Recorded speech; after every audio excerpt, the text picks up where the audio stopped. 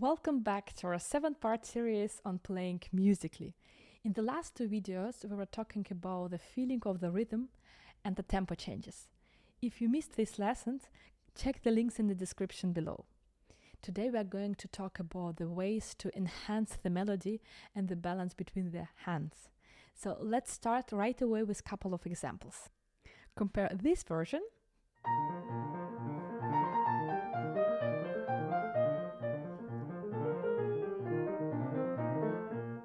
to this.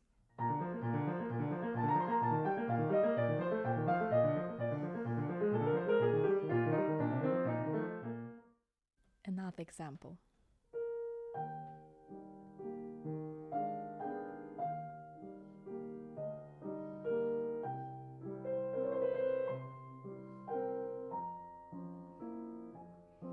And this.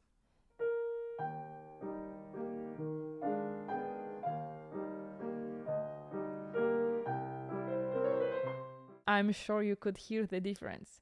If both hands play equally loud, there is too much information and it sounds noisy.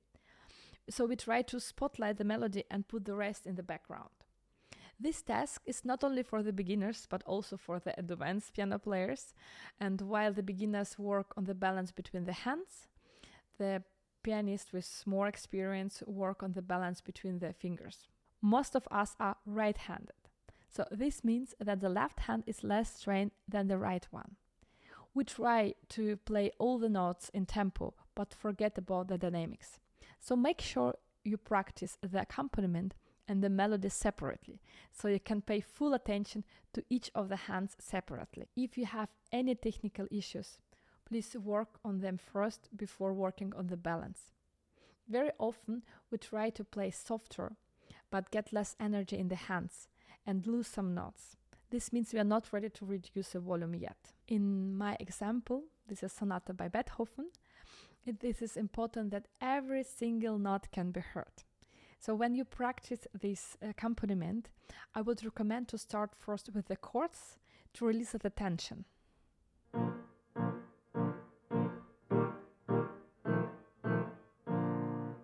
Then staccato.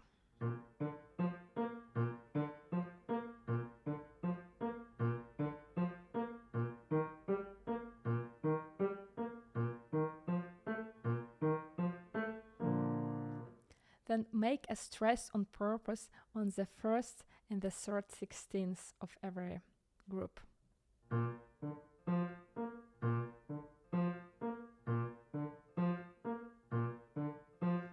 Then only on the first one.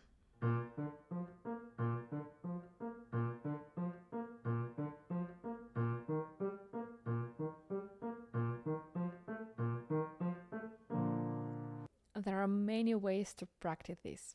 The next step would be to play soft, but with a lot of energy.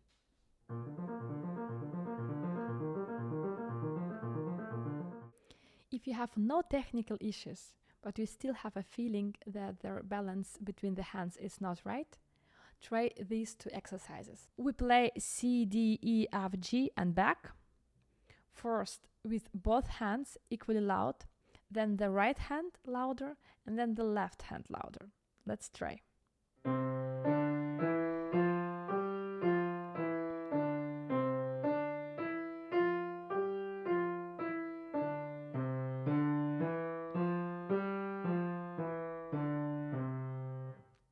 Then you can even cross the hands and repeat the exercise. So first we play equally loud.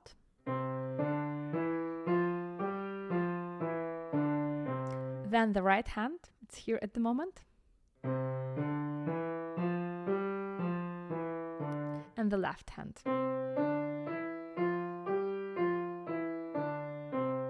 And don't worry if it doesn't work right away.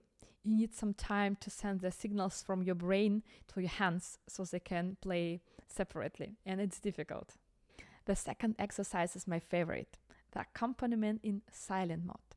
Press the key very slightly, so no one can hear you. It's like a cat trying to catch a mouse.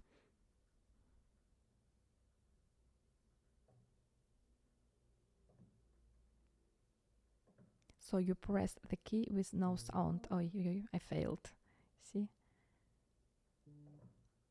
And don't do it for too long. It needs a lot of concentration. So maybe one measure is enough. It's just a different feeling for your fingers. This method of playing accompaniment in the silent mode will help us with our second example. You know, we play a gorgeous instrument. The only sad thing about the piano is that the moment we press the key, the sound starts to disappear. The singer can make a crescendo on one note. The violinist can prolong the sound. And other instruments can do this as well. Only on piano we can do nothing.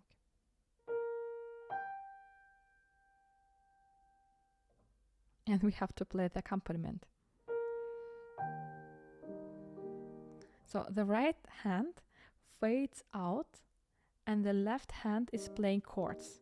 So of course, under these circumstances, the left hand sounds often louder than needed. So when you play this nocturne, try to keep this information in mind and choose the right volume for the right hand. Can you hear the G? And another famous example by Chopin, his Prelude in E minor.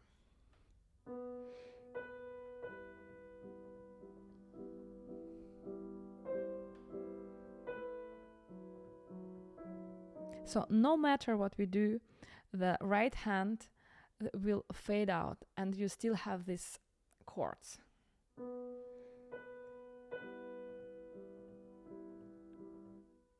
So you can still hear this, but the left hand keeps repeating the chord and it gets louder. So for this piece, the exercise with silent mode is perfect. And also for the nocturne in E flat major.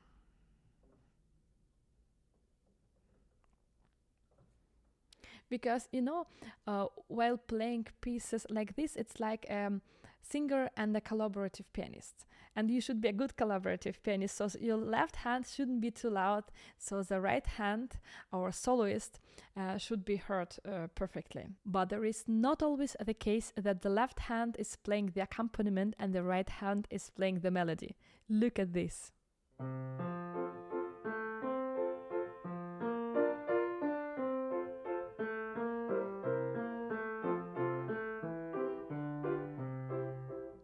Very often it's played like this.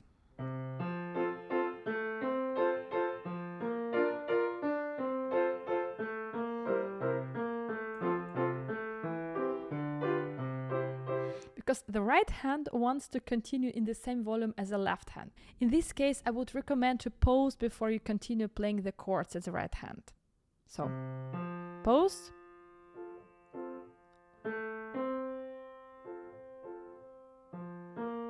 So you have enough time to think about the right hand and to adjust the volume. And also here you can practice in silent mode.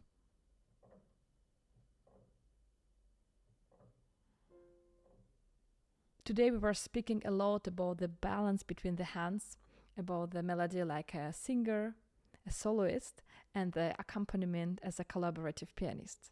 But it's not always the case that there is a melody and accompaniment.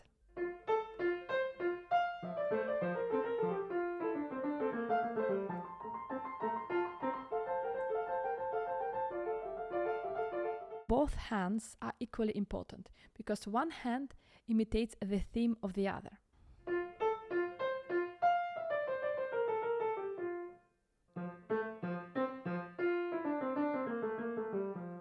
But also here, the hands can't play equally loud the whole time. We will talk more about this while speaking about the polyphony. And at the end of this lesson, I want to show you a couple of examples when the melody and the accompaniment are in one hand.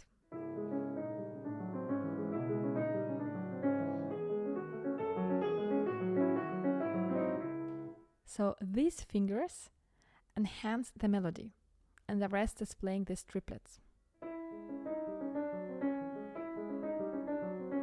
Compared to this.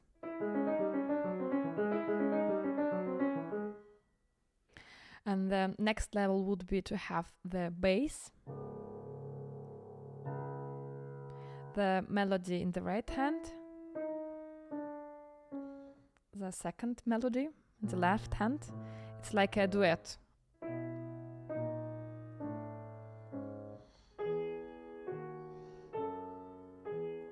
And these triplets.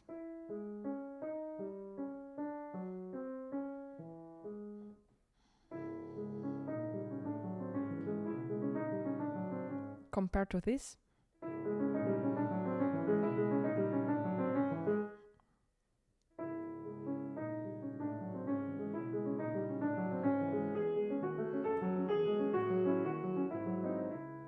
The last example of today will be from Chopin's Ballad Number 1.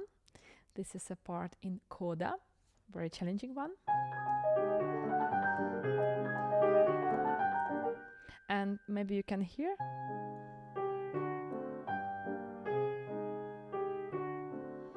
And the rest is played softer.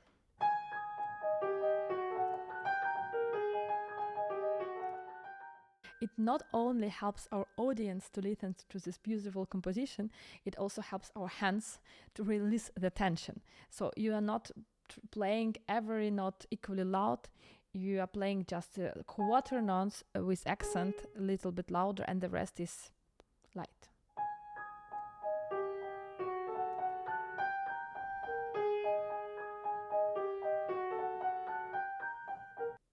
The balance between the hands, the balance between the fingers, and between the voices will accompany you throughout your entire life.